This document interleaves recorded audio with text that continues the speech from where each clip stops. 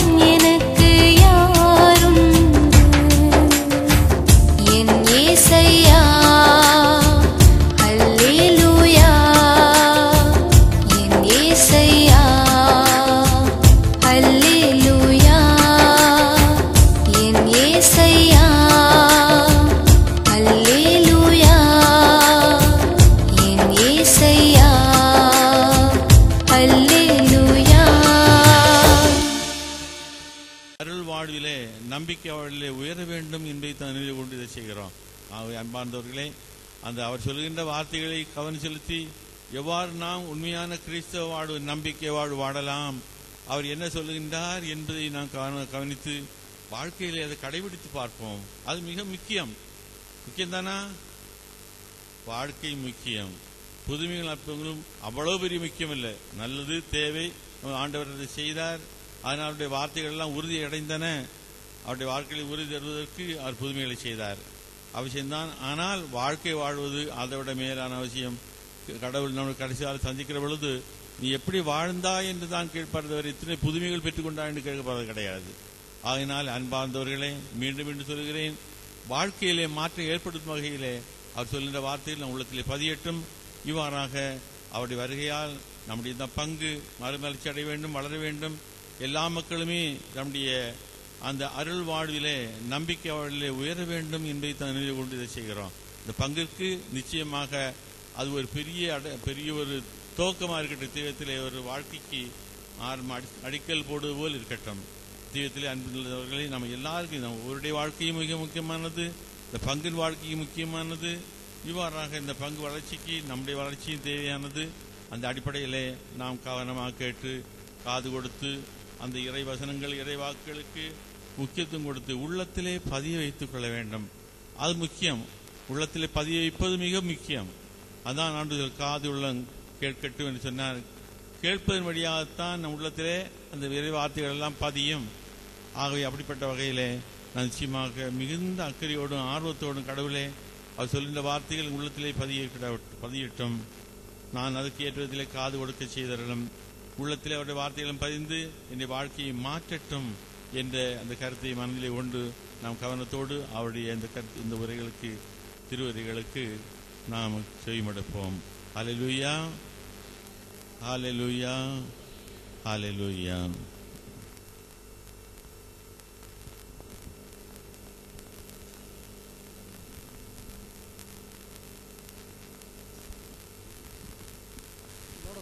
Praise the Lord. Praise the Lord. Hallelujah. Hallelujah. So are you happy to be in the house of God again? ஆண்டவருடைய இல்லத்தில் நீங்கள் எல்லோரும் இப்போது மகிழ்ச்சியோடு கூடி வந்திருக்கின்றீர்களா? So yesterday we were learning on love. நேற்று நாம் அன்பை பற்றி படித்துக் கொண்டிருந்தோம்.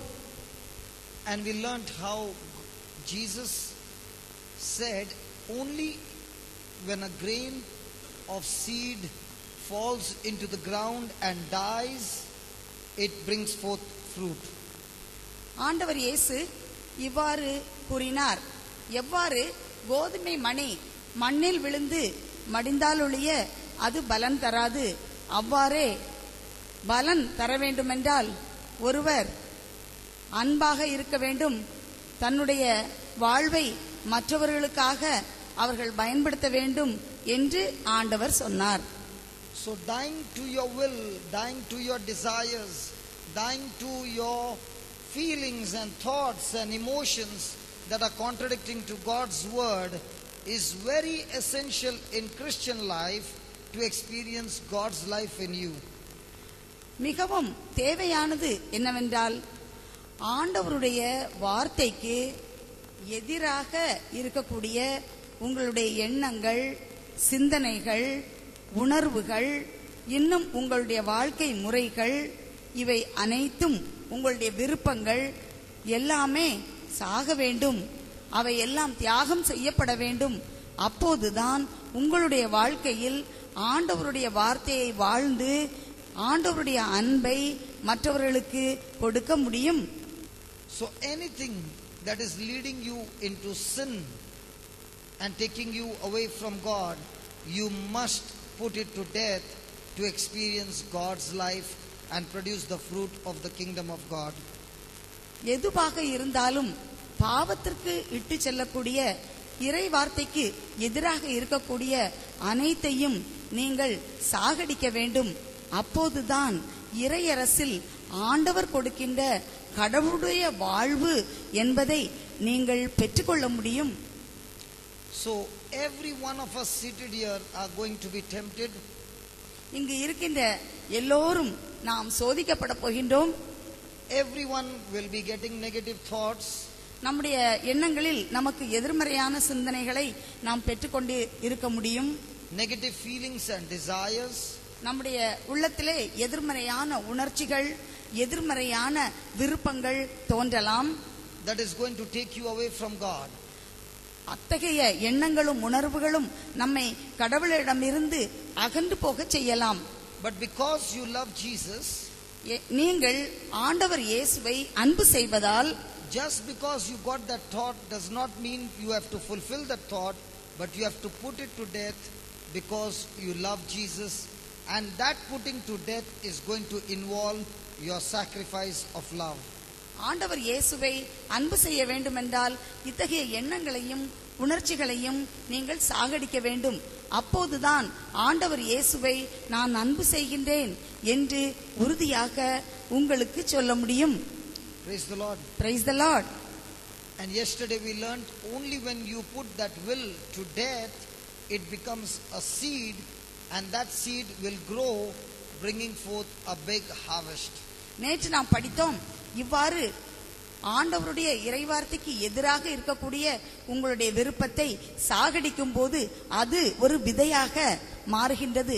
அந்த விதைதான் இறையரசில் ஆண்டவரிடமிருந்து வாழ்வை பெற்றுக்கொள்ள, ஒரு அறுவடையை பெற்றுக்கொள்ள உதவியாக இருக்கும் என்று நாம் நேற்று படித்தோம். Praise the Lord. Praise the Lord. Let me give you an example of how a person put to death his will. நான் உங்களுக்கு ஒரு எடுத்துக்காட்டை இப்போது கொடுக்க போகின்றேன். எவ்வாறு ஒரு நபர் தன்னுடைய விருப்பங்களை சாகடிக்க முடியும் என்று. Samuel came to the house of Jesse to choose a king for God. Samuel Esau என்பவருடைய வீட்டிற்கு வந்தார். எதற்காக என்றால் ஒரு அரசனை தேர்வு செய்வதற்காக. He looked at all the brothers, but he thought this one I should choose as a king, but God rejected them all. அவருடைய எல்லா மகன்களையும் பார்த்து இவனை அரசராக தேர்வு செய்யலாம், இவனை அரசராக தேர்வு செய்யலாம் என்று அவர் நினைத்தார். ஆனால் ஆண்டவர் அவர்கள் எல்லோரையும் தள்ளிவிட்டார். So the word of God says, God said to Samuel, you look at the outer appearance of a man, but God looks at the heart. அப்போது ஆண்டவர் சாமுவேலிடம் இவ்வாறு சொன்னார், நீ மனிதர்களுடைய வெளிப்புறத்தை, அவர்களுடைய முகத்தை நீ பார்க்கின்றாய், ஆனால் ஆண்டவரோ அகத்தை, அதாவது இருதயத்தை பார்க்கின்றார் என்று சொன்னார். And then David was called, and Samuel looked at David, and God said, I want you to anoint him as a future king. அப்போது தாவீது வரவழைக்கப்பட்டார். சாமுவேல் தாவீதை பார்த்தார். அப்போது ஆண்டவர் சாமுவேலிடம், இதோ இவனைத்தான் நீ அருள் பொழிவு செய்து அரசனாக்க வேண்டும் என்று சொன்னார். Imagine a prophet of God is coming to your house, everybody is assembled, and the youngest son is rejected, but even though he is rejected, he is seeking God with all his heart. God has not rejected him, God selects him, and in the very presence of those who had a wicked heart, God anoints the person with a good heart as a king. பாருங்கள், ஒரு இறைவாக்கினர் வீட்டிற்கு வருகின்றார். எல்லா மூத்த பிள்ளைகளையும் அவர் அங்கு இருக்கின்ற எல்லாவற்றுக்கும் கடைசியான பிள்ளையை அவர் தேர்வு செய்து, அந்த எவ்வாறு அந்த இளைய மகன் மற்றவர்களால் உதாசீனப்படுத்தப்பட்டானோ அவன் எல்லோருடைய முன்னிலையிலும் தேர்வு செய்யப்படுகின்றான். ஆண்டவருடைய விருப்பம் இவ்வாறாக இருக்கின்றது. மனிதர்களுடைய விருப்பம் வேறு வகையாக இருக்கின்றது. யார் ஒன்றுக்கும் உதவாதவர்கள் என்று மனிதர்கள் நினைத்தார்களோ அந்த சகோதரர்கள் அவர்கள் முன்னிலையிலேயே அந்த இளையவனான அற்பமாக எண்ணப்பட்ட தாவீது அருள் பொழிவு செய்யப்படுகிறார். Now God uses Samuel to anoint him. The Holy Spirit comes and David receives the Holy Spirit. அப்போது சாமுவேல் தாவீதை அங்கு அருள் பொழிவு செய்தவுடன் ஆண்டவருடைய ஆவி அவர் மேல் இறங்கியது. ஆண்டவருடைய ஆவி அவர் மேல் தங்க துவங்கியது. Do you know why the anointing of the Holy Spirit? ஏன் என்று உங்களுக்கு தெரியுமா ஆண்டவருடைய ஆவி அவர் மேல் வந்து தங்கியது? தெரியுமா உங்களுக்கு? You are also praying for the Holy Spirit. Why do you pray for the Holy Spirit? நீங்களும் ஆவியானவர் என்னை நிரப்ப வேண்டும் என்று ஜெபிக்கின்றீர்கள். ஏன் அவ்வாறு ஜெபிக்கின்றீர்கள்? Always remember, when you are filled with the Holy Spirit, you will be introduced to your enemy. நீங்கள் கவனிக்க வேண்டும், ஆவியானவர் எப்போது உங்களை நிரப்புகின்றாரோ அப்போது நீங்கள் உங்கள் எதிரிக்கு அறிமுகம் செய்யப்படுகின்றீர்கள். Your enemy is not flesh and blood, உங்களுடைய எதிரி உங்களுடைய சதையும் ரத்தமும் அல்ல, but the powers of darkness. அது இருளின் ஆதிக்கம், சக்தியாகும். The anointing is given to you so that you can fight the battle and have victory and get results. ஏன் உங்களுக்கு ஆவியானவர் கொடுக்கப்படுகின்றார்? இருளின் அந்தகார சக்தியுடன் போராடி நீங்கள் வெற்றி பெற வேண்டும் என்பதற்காகத்தான். In no time, David is introduced to Goliath. அப்போது என்ன நடக்கின்றது? தாவீது கோலியாத்திற்கு அறிமுகம் செய்யப்படுகின்றார். கோலியாத் யார்? ஒரு பிலிஸ்தியன்.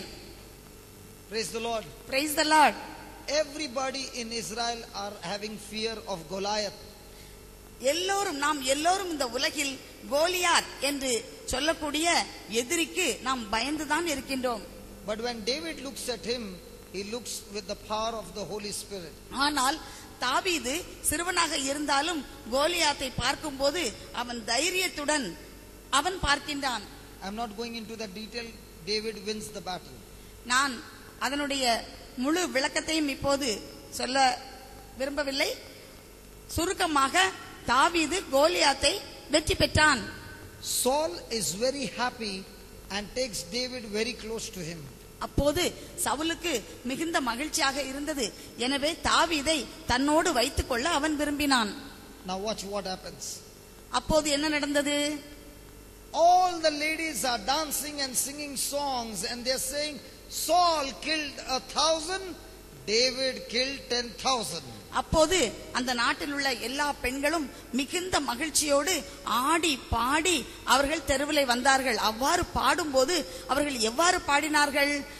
சவுல் கொன்றதோ 1000, தாவீது கொன்றதோ 10,000 என்று சொல்லி அவர்கள் பாடினார்கள். What happens? அப்போது என்ன நடந்தது? Do you know what happens? உங்களுக்கு தெரியுமா என்ன நடந்தது என்று? Saul gets into jealousy. சவுலுக்கு அப்போது பொறாமையின் ஆவி சவுலுக்குள் நுழைந்தது. He wants to kill David. அவனுக்கு தாவீதை கொல்ல வேண்டும் என்று தோன்றியது. The very person who helped him in the battle and gave him the victory, now he wants to kill him. அவனுடைய நாட்டில் அந்த போராட்டத்தில் அந்த போரில் அவனுக்காக போரிட்டு வெற்றி பெற்று கொடுத்த அந்த தாவீதை இப்போது சவுல் கொல்ல வேண்டும் என்று நினைக்கின்றான். In our life, when there is some good relationship and somebody comes and speaks a few words of poison, what happens to the relationship? நம்முடைய வாழ்க்கையிலும் கூட நமக்கு உறவுகள் இருக்கின்றது. அப்போது யாராவது வந்து விஷம் போன்ற வார்த்தைகளை நம்மிடையே அவர்கள் விதைக்கும் போது நமக்கு என்ன நடக்கின்றது? The same jealousy comes into us. சவுலுக்கு வந்த அதே பொறாமையின் ஆவி நம்மிடமும் இறங்குகின்றது. David runs for his life. அப்போது தாவீது தன்னுடைய உயிரை காத்துக் கொள்வதற்காக அவன் ஓட வேண்டி இருந்தது. Saul still wants to kill him. Saul தொடர்ந்து தாவீதை கொல்ல வேண்டும் என்று தேடினான். What must be David thinking? அப்போது தாவீது என்ன நினைத்திருப்பான்? Samuel, you anointed me with the Holy Spirit and you said one day I'm going to be a king, and here I'm running from the king. I was having such a good life before. Now my life has become more miserable. அப்போது தாவீது இவ்வாறு நினைத்திருப்பான். தீர்க்கதரிசியாகிய இறைவாக்கினராகிய Samuel வந்து நான் கேட்காமலேயே என்னை திருப்பொழிவு செய்து ஆண்டவருடைய பரிசுத்த ஆவியானவர் உன்மேல் தங்கி இருப்பார், நீ அரசனாவாய் என்று அவர் சொன்னார். ஆனால் என்னுடைய நிலைமை இப்போது எப்படி இருக்கின்றது? நான் என்னுடைய உயிருக்காக நான் இந்த நாட்டை விட்டு இந்த அரசவையை விட்டு நான் ஓடிக்கொண்டே இருக்கின்றேன். அவர் சொன்னதும் எனக்கு நடந்ததும் எப்படி இருக்கின்றது என்று நினைத்திருப்பான். David is hiding in a cave. தாவீது அவன் ஒரு குகையில் வாழ்ந்து வந்தான். And Saul gets a nature's call. That's why the armies